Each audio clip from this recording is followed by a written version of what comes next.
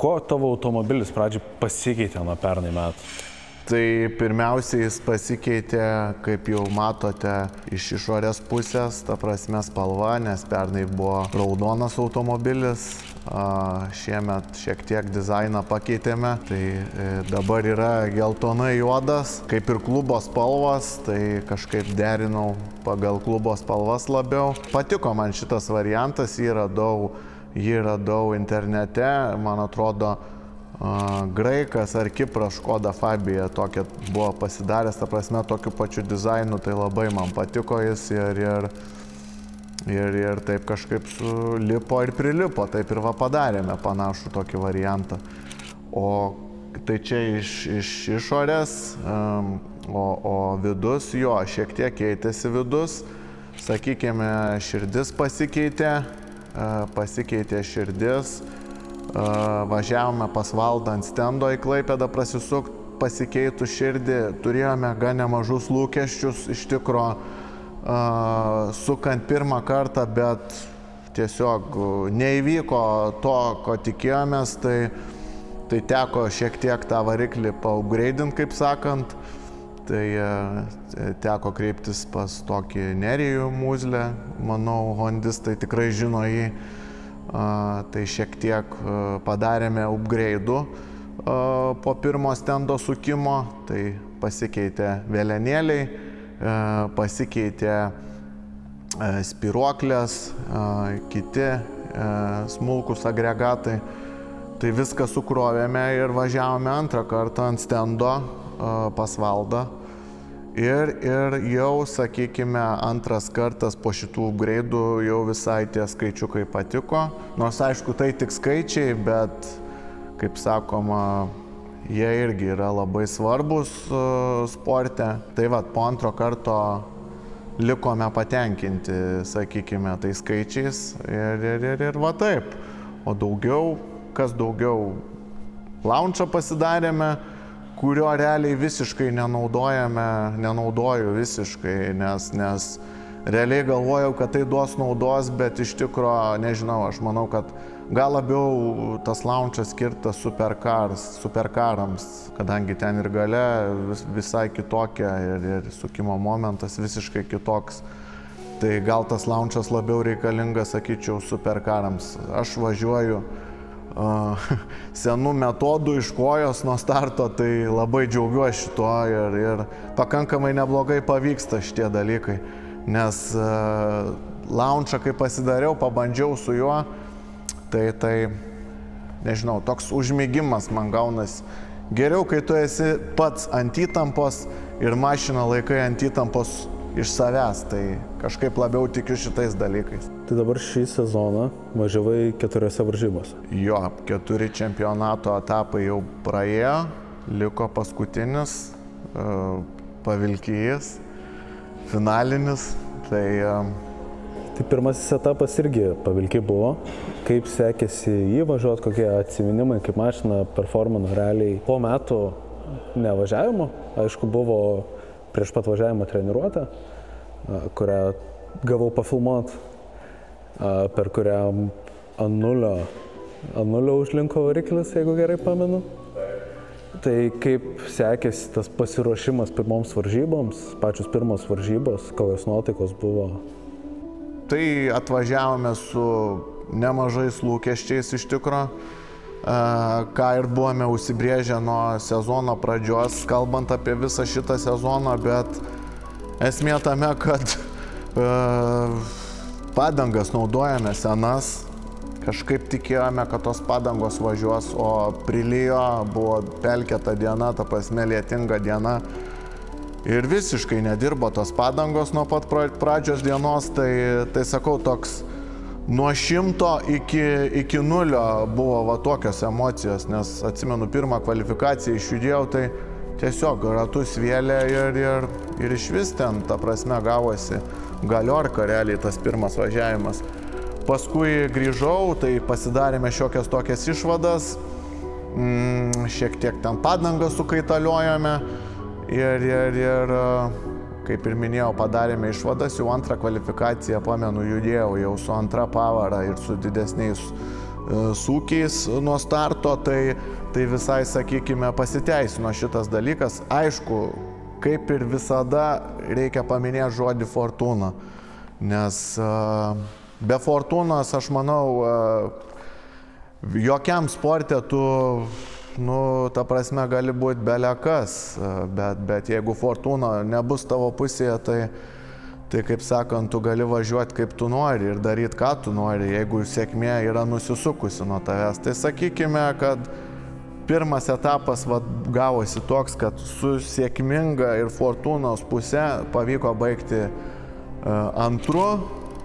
Sakykime, tą antrą vietą ištraukiau visiškai ten per Marytės plauką, ten per 0,1000 žodžių, nes varžovas pasidarė šiek tiek klaidą prieš paskutinį posūkį.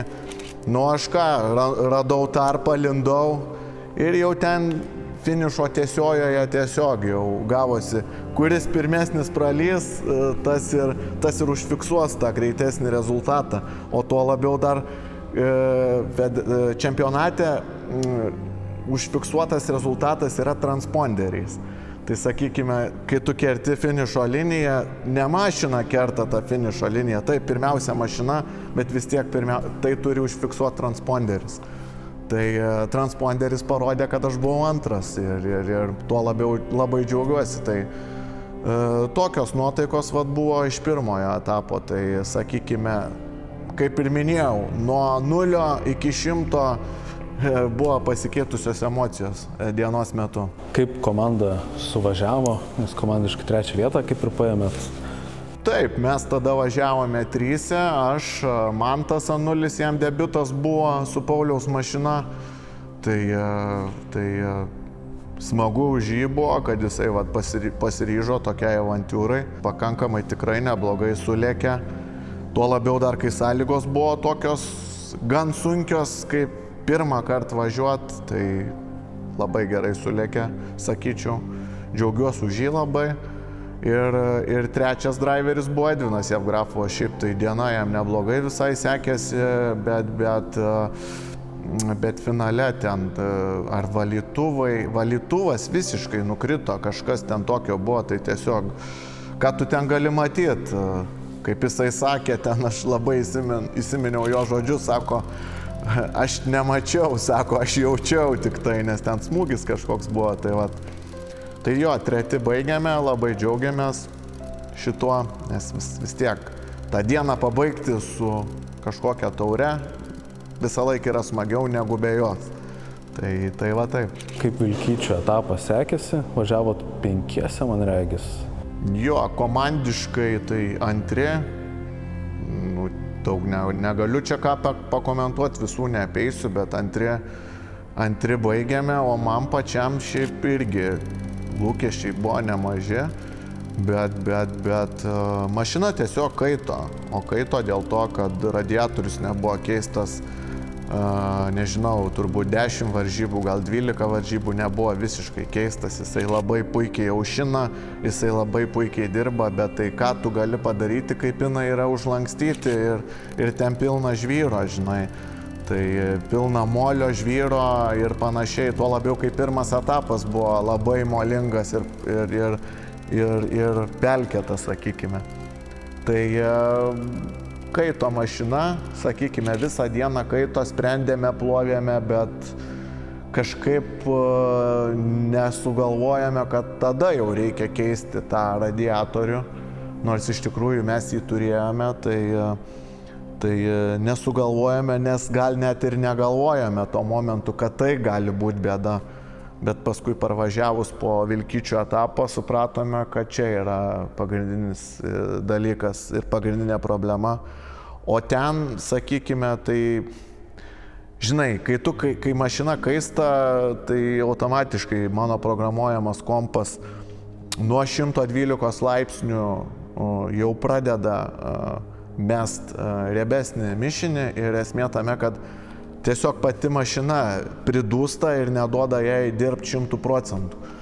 Tai ką tu gali padaryti taip važiuodama, žinai, tai gavosi taip, bet kažkaip vargais negalais pavyko 3 pabaigti. Ten, ta prasme, kas ketvirtas važiavo iš Kupiškio, man atrodo, Laužikas, man atrodo, važiavo jo, man už nugaros. Tai realiai ten gynyba buvo, kaip jo neprasileis, žinai, į priekį. Tai su ta gynyba pavyko visai neblogai apsiginti ir užbaigti trečiam. O kaip ir minėjau prieš tai, kad visą laiką yra smagiau grįžti namo su taurele ir kai kažką turi rankoje, žinai. Tai va taip, tas antras etapas. Trečiasis etapas. Kaip jisai sekėsi? Pati nemėgstamiausia šiaip trasa yra Telšių. Aišku, čia nieko nenoriu įžeisti, bet man tai nemėgstamiausia trasa. O kodėl ji nemėgstamiausia? Su jos konfiguracija yra viskas gerai, bet kai tu pajudi nuo starto ir turi už 50 metrų kairį posūkį, sakykime, gan pakankamai aštrų, man tas nelabai patinka. Man kažkaip patinka, kai startai yra, gauni gerą tiesiąją, tada tu gali bėgėti normaliai, žinai, važiuoti posūkį aštriau ir panašiai. Tai vat vien tik dėl šito. Šiaip visa konfiguracija trasos nėra bloga, tik tai vat tas pirmas nuo starto posūkis labai toks. Tai kaip sekės pravažiuoti? Pravažiuoti sekėsi, sakykime, prastokai. Prastokai, nes nežinau, kažkaip tai nejaučiau to ritmo, žinai, nesijaučiau gerai. O kai žmogus nesijaučia gerai, aš manau, kad labai yra sudėtinga rasti tą balansą tarp gero ir greito važiavimo, žinai, ir panašiai. Tai tiesiog ta visa diena tokia gavosi, kad ketvirtas, ten antroje eilėje buvau tiesiog, ta visa diena tokia gavosi ir daug kažko negaliu pakomentuoti, o finale visai neblogai, ten pavyko išsivažiuoti. Iš antros eilės kilau, iš ketvirtos vietos, pavyko iškart į trečią prasimušti ir tolimesniam posūkyje trasos varžovas man į galą, į kampą, aš tada apsisukau ir tiesiog gavosi taip, kad, nu ką tu ten gali jau pavyti, žinai, tu ten gali daryti, ką nori, bet tiesiog pavyti nepavyko. Dar varžovas užsidegė, banelis iš visų stabdė varžybas, o kaip ir reglamentas byloja, jeigu yra įveikta finale daugiau negu 50% trasos, 50% ratų, tai atitinkamai daugiau negu 3 arba daugiau negu 3, tai gali sustabdyti tą važiavimą ir užskaityti, kai baigta. Tai atitinkamai taip ir atsitiko po banelio užsidegto automobilio. Tai, sakykime, 10-balį sistemoje tai vertinimas 4. Apie šį etapą visiškai nesukritusios kortos ir, kaip aš sakau, kartais fortūna būna arba nebūna, tai tą dieną jos nebuvo man asmeniškai. Ir šiaip prastos nuotaikos aplamai visiems kažkaip sunkiai ir klubiečiams sekėsi. Tai jau kažkaip po tų varžybų kraunamės tas mašinas, visi jau kaip ir namo čia nuliūdė ir Jevgrafovas ateina, Edvinas sako, blemba, chebra, sako, treti mes, eina savo, ta prasme, iš niekur, atrodo sunki diena visiems, bet va trečia vieta buvo ir kiek netikėtai, tikrai buvom labai nustebę, bet vat, buvo kaip buvo, reiškia, buvome kažkiek nusipelnę tos trečios vietos. Einam dabar prie paskutinio etapo, kurį važiavai, ketvirtasis. Kaip tau sekėsi, kaip komandai sekėsi? Tai jau po Telšių etapo, kada jau baigėsi jisai, prasidėliojo jau ten tie metiniai taškai, ten 66 berods turėjau taškus metinėje įskaitoje, trečias buvau. Tai kažkaip galvoju, arba reikia pradėti jau judėti, arba tiesiog reikės tenkintis ne apie tai, apie ką galvoju ir kokie lūkesčiai buvo. Tai kažkaip tiek komandiškai, tiek aš pats savyje buvau nusiteikęs, kad grosiu, žinai, reikia šiandien grot, kad ir kaip bebūtų, reikia šiandien grot. Tai visai pavyko atgrot, bet su dideliais, kaip pasakyti, iššūkiais, nes kaip ir buvo jau paminėta video, kad visą dieną vargome su linkstančiu galiniu ratu. Tai visą dieną virinome, ta prasme vyrukai virino. Aš puikiai suprantu, kaip tai erzina, bet yra taip, kaip yra, buvo taip, kaip buvo, o pavyko užbaigti pirmam. Tai kaip ir buvo nusiteikimas toks, taip ir pavyko viską įgyvendinti. Tai smagu dėl šito ir po šito etapo pakilau į pirmą vietą metinėje įskaitoje, tas mane džiugina. Aišku, ta persvara yra labai trapi, 3 taškų vos tik tai nuo mano persekiotojo Banelio, nes jisai turi 93 taškus, aš 96 po paskutinio etapo, tai sakykime, kova bus Pavilkyje, manau, iki paskutinių metrų, iki paskutinių centimetrų. Aišku, vėl, kaip tikrai visą laiką reikia paminėti tą žodį. Fortūna. Fortūna turi būti pusėje, mūsų pusėje, jeigu norime kažko tikėtis, nes, sakau, šitam sporte nuo herojaus iki žiūrovo perspektyvos, žinai, žiūrinčio, nemokančio važiuoti. Kaip gali greit būti, žinai, nuo herojaus iki nemokančio važiuoti iš paprasto, žinai, žiūrovo pusės. Tai paprastai žiūrime į tą naują etapą, iš tikrųjų, paprastai. Važiuosiu daryti tai, ką labiausiai mėgstu daryti. Tai mėgautis važiavimu. Pirmiausia, važiuosiu tai daryti. Nes iš esmės, jeigu tu važiuoji, aš skaitau ten ir galvoju jau apie taures nuo pat pradžių, tai yra neteisinga tikrai. Mano akimis, kad tai yra tikrai neteisinga. Tu pirmiausia turi mėgautis tai, ką darai. Tai yra važiavimas. Pirmiausia, reikia mėgautis važiavimu. O paskui, jeigu viskas sukrenta, kortos ir panašiai, tada galima pasidžiaugti ir kažkokiu rezultatu. Klovainiuose komandai sekėsi šiaip labai irgi. Raimis suvažiavo over everything, nes realiai kvalose sekėsi iš tikrųjų, taip sakykime, prasčiau, nes turėjo problemų techninių, ten su babina, man atrodo, uždegimo rite. Babina ir uždegimo rite vienas ir tas pats. Tai turėjo su tuo problemų, bet kažkaip jis įsprendė iki finalo, o finale iš paskutinės vietos, kaip šovė į priekį ir pirmas suvažiavo. Bravo jam, labai džiaugiuosi už jį. Kaip ir minėjau jau ir praeitame video, žiauriai geras performances iš jo pusės. Puikus tiesiog. O man irgi, kaip ir jau paminėjau, jau suvažiavau pirmas. Gan stabiliai pavyko laikyti tą dieną, gan viskas gavosi neblogai, tai džiaugiuosi už save, o Edvinui Jevgrafui diena kaip ir nebloga, visai kvalifikacijose viskas neblogai, o finale jau ten gavosi irgi neblogai, viskas iškilo, jis ten normaliai. Bet paskui jo komentaras buvo toks, kad, aš jau mačiau, kad jisai piktas, žinai, nelabai norėjau ten gilintis į detalės, tiesiog paklausiau, kas nutiko, sako. Tai sako, nežinau, ką kaltint, nes, kaip matei pats, lijo labai, buvo pelkėta diena ir ta prasme, finalai pelkėti labai. Tai ir to molio buvo daug, driebė ant stiklų ir panašiai, tai sako, nežinau ką kaltint, nes pamiršo komandai įpilti jam apiplovimo skysčių. Tai žinai, kur tu nuvažiuosi ten, kai tau molius driebė ant priekinio stiklo, tai kažkaip va taip.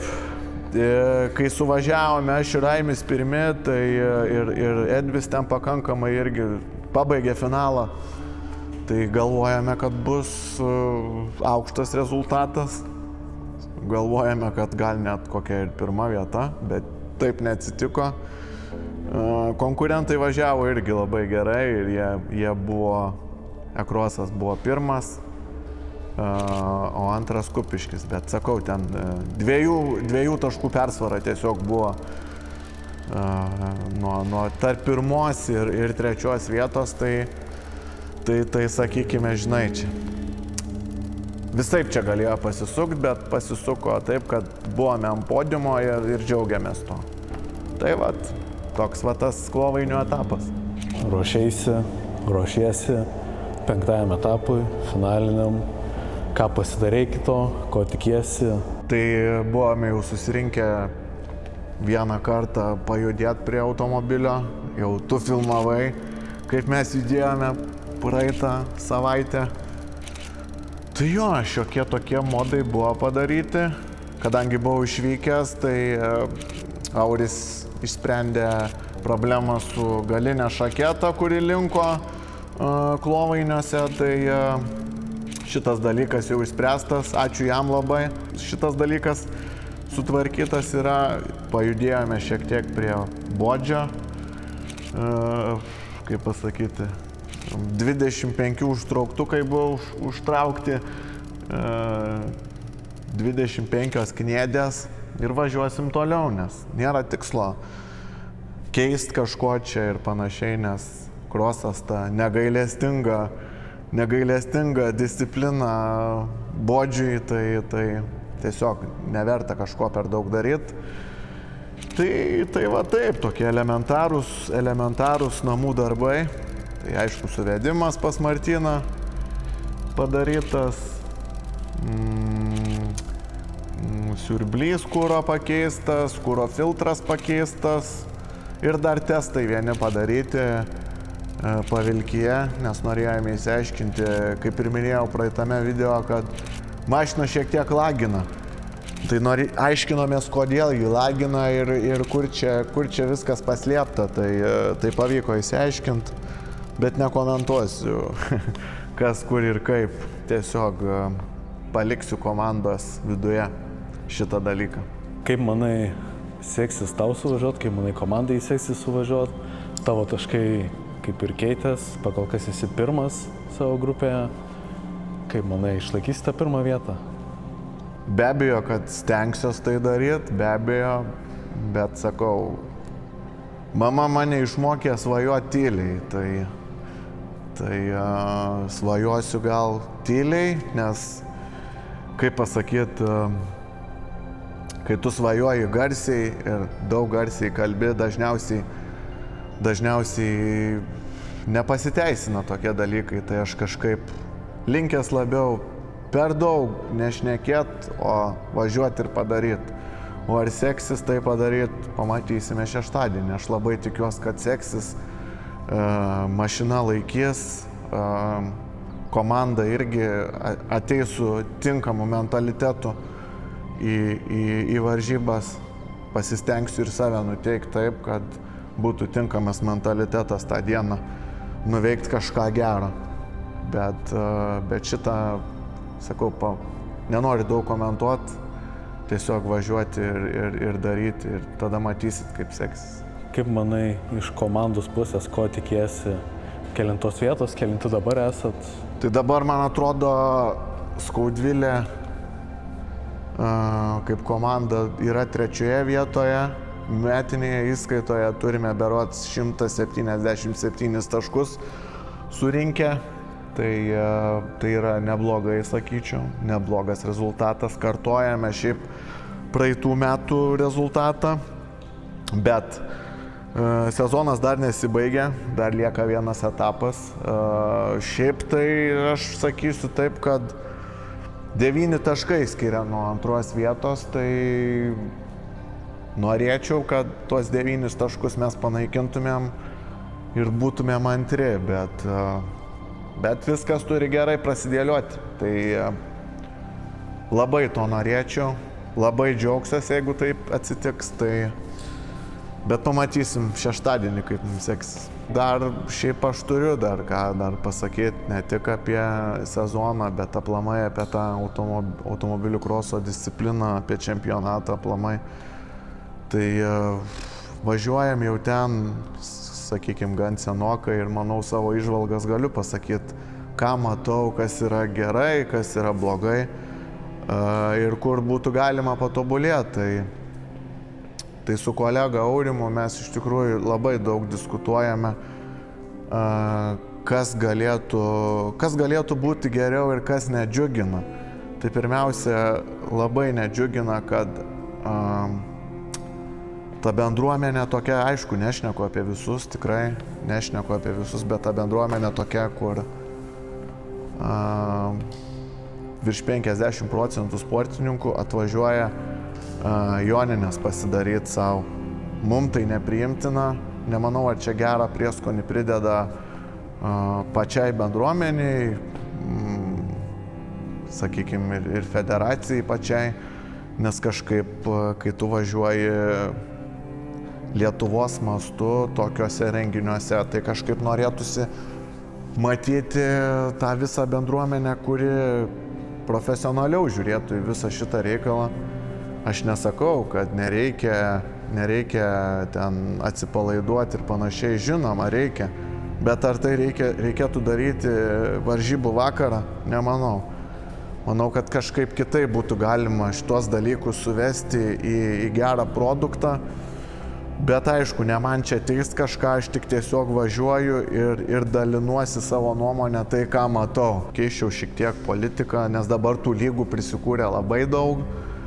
Tai ir kroso taurė, ir atskirai Aukštaitijos taurė, ir Žemaitijos taurė, ir čempionatas. Aš manau, kad visi galėtumėm važiuoti po vienu stogu ir turėti didelę gerą masovkę, kaip ir turi Latvijai. Tik tiesiog reikia šnekėtis, tartis ir surasti tą gerą kompromisą. Kodėl neturėti kokių 10 etapų per sezoną ir kaip pasakyti, visi organizatoriai turės teisę pasireikšti. Kodėl neturėti to pačio džokerio? Aš nesakau, gal kitos trasos neturi, gal galimybės pasidaryti greit, bet manau, kad viską tikrai galima suvesti į kompromisą. Gal ne pirmais metais, bet antrais. Tai gal pirmi metai turėtų būti, kai vienose trasose važiuoja į džokerį, kitose gal ne, bet ta prasme pasidaryti kažkokius tai namų darbus, kad per tiek ir tiek laiko bus padaryta, nes manau, kad tikrai daug geresnio prieskonio pridėtų tokie dalykai kaip džokeris, kažkiek tai, jeigu žiūrint į Latvijos čempionatą, kažkiek tai paimti to dalyko iš Latvijos ir tikrai, kaip čia sako, kiti ir komentuoja, kad Lietuvos čempionatas yra prastas ir vos nežlugęs, tai nežinau, aš tai nelinkęs kažkaip kritikuoti. Nemėgstu aš kritikuoti kitų, aš kažkaip labiau esu tas žmogus, kuris nori padaryti gerą, tai manau, kad tikrai galima padaryti ir gerų dalykų. Ir tą gerą masovkę turėti, kaip Latvijai turi, kaip pavyzdys ir čia Lietuvoje. Tik tiesiog viską reikėtų jungti po vienu stogu, visi turėtų važiuoti vienoje lygoje, kad ir, kaip ir minėjau, kodėl ne 10 etapų? Iš jų 2 gali būti neįskaitiniai, kaip ir ralyje, sakykime, yra labai puikiai padaryta. Važiuoji etapus ir vieną gali neįskaityti, kuris tau prastesnis rezultatas, arba tu tiesiog jame nedalyvavai. Tai kažkaip tikrai manau, kad galima suvesti visą šitą reikalą į pakankamai gerą produktą. O kodėl aš taip kalbu? Dėl to, kad pats turiu verslą ir pats suprantu organizatorius, kad tikrai ten daug entuzijazmo ir džiaugsmo neteikia, kai atvažiuoja 40 mašinų. Tai matematika, kaip taip gali gautis matematika, kai visi nori matyti ir vaizdo transliacijas ir panašiai. Tik manau, kad tam reikia tik sėsti ir kalbėtis, ir manau, kad tikrai galima privesti viską prie gero produkto ir kad visi būtų patenkinti, visi per YouTube žiūrėtų, kaip vyksta čia etapai ir panašiai. Tik tai sakau, reikia tinkamų žmonių ir manau, kad tikrai galima susikalbėti ir turėti dar geresnį produktą. Ir nereikės nei Latvijų, nei Estijų, nieko.